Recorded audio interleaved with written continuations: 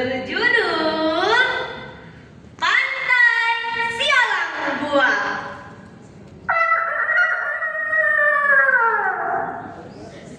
Pak Alang adalah seorang saudagar padi yang kaya. Ia memiliki hampir separuh pertanian yang ada di kampungnya, sedang berdagang. Tepatnya di sekitar pantai timur Teluk Mengkudu. Mata pencaharian di sana adalah sebagai nelayan dan petani. Para masyarakat banyak yang menjadi buruh taninya. Badan Pak Alang yang besar dengan pipi merah khas penduduk pantai. Kumisnya melintang dan perutnya gendut. Pak Alang sebenarnya orang yang baik, tapi ia hanya kurang mau bersedekah ataupun berbagi secara gratis miliknya. Suatu kali Nek Samin, pembuat dodol terkenal di kampung itu, meminta daun pandannya karena ia terlupa tadi mengambilnya di kebunnya yang jauh dari rumahnya. Alang, boleh nenek minta pandanmu untuk bahan pembuat dodol nenek? Tanya Nek Samin. Pak Alang keluar dari rumahnya yang besar. Tidak boleh! Serunya cepat. Nek Samin terkejut mendengarnya. Hanya beberapa lembar saja, Alang. Nenek lupa tadi mengambilnya di kebun. Tapi Pak Alang tetap berkeras tidak memberikannya.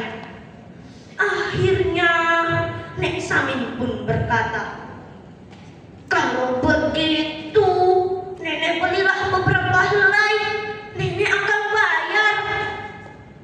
Pak Alang mendiam setuju. 10 helai daun pandan berpindah tangan. Pak Alang tersenyum menerima uang tersebut. Sementara Nek Samin berjalan sambil menggeleng-gelengkan kepalanya. Sedang berdagai di pagi hari, indah sekali. Matahari terbit pelan-pelan mewarnai batas langit dan laut.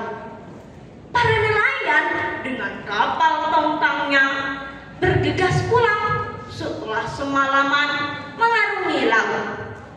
Para nelayan pulang dengan hati gembira.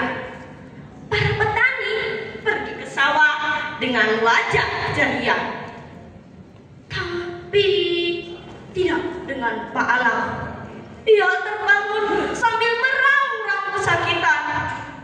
Aduh, kenapa kakiku seperti ini? Apa yang sudah terjadi? Oh tidak! Kakinya mendadak bengkak seperti buah nangka yang matang. Istrinya berusaha mengobati dengan merendam kaki Pak Alang di rebusan air sirih. Berbagai orang pintar dipanggil untuk mengobati kakinya, namun tak kunjung juga sembuh. Orang-orang berbisik sana sini. Itu pasti karena jurangnya pelit sekali. Benar-benar, dia bahkan tidak mengizinkan anak kecil untuk mengambil satu kelapanya. Katanya dia butuh. Padahal sampai menumpuk di belakang rumahnya. Akhirnya dipanggillah tabib kampung yang terkenal bijaksana. Sang tabib memperhatikan kaki Pak Alang dengan teliti. Dia berkata dengan lirih, "Pergilah ambil air di sumur yang ada di tepi pantai. Letakkan dalam botol kaca dan minum selama 7 hari. Dan kau harus mencarinya sendiri. Tidak boleh diwakilkan. Kalau ditemani, boleh. Mudah-mudahan segera sembuh." Sang tabib tidak memberitahu secara pasti di mana sumur itu berada. Maka berangkatlah Pak Alang bersama seorang pembantunya. yang bengkak menyulitkannya untuk berjalan.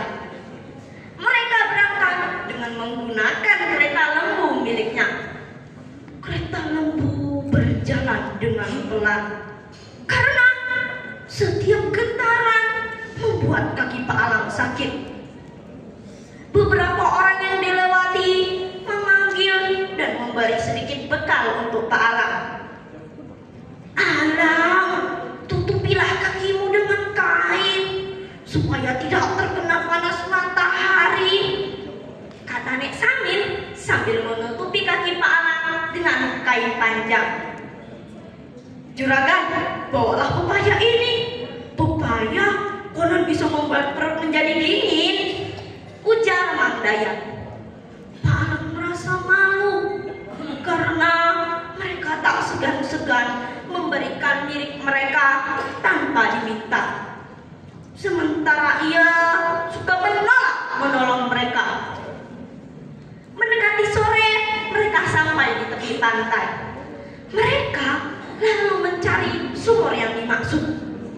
Ternyata sumur itu berada di antara pohon-pohon tinggi. Di dahan-dahan pohon tersebut tergantung sarang lebah. Tetesan madunya jatuh ke dalam sumur. "Sialan buang," bisik Pak Alang. Pembantunya menoleh ke arahnya. "Bagaimana kan?" tanyanya. Pak Alang menunjuk sarang lebah itu dengan dagunya. "Sarang lebah itu sering disebut orang dengan sialan buang," jawab Pak Alang. Pembantunya menimba air dari sumur itu dan memberikannya kepada Pak Alang untuk diminum. Air itu terasa dingin, segar, dan manis. Setelah itu, pembantunya mengisi 7 botol kaca yang telah mereka bawa dengan air tersebut. Karena malam sudah datang, mereka memutuskan untuk menginap di pantai tersebut. Selain Pak Alang yang lelah, perjalanan pulang juga cukup gelap untuk dilalui. Beberapa nelayan yang akan berangkat melaut memberikan selimut untuk Pak Alang. Mereka tidak mengenal Pak Alang, tapi bersedia membantu bahkan sebelum diminta. Pak Alang tidur sambil memandangi langit malam. Ia menyesal karena telah berlaku pelit. Ternyata tak semua bisa diukur dengan uang. Ada saat-saatnya ia membutuhkan orang lain untuk membantunya. 7 hari kemudian, Pak Alang sembuh dari sakitnya. Ternyata air sumur yang tercampur dengan madu sangat mujarab untuk sakitnya. Bukan hanya sakit Pak Alang yang sembuh, tapi sifat Pak Alang juga menjadi berubah. Ia kini suka berbagi kepada tetangganya dan juga pada yang membutuhkan. Jika ada yang bertanya di mana letak sumur itu berada, Pak Alang mengatakan, "Carilah sialang buah di sana. Di sekitar itulah sumur itu berada." Lama-kelamaan pantai itu disebut orang dengan sebutan Pantai Sialang Buah. Demikian cerita dari saya. Buah jeruk warna jingga manis rasanya. Terima kasih untuk Bapak Ibu semua yang telah mendengarkan cerita saya. Wassalamualaikum warahmatullahi wabarakatuh.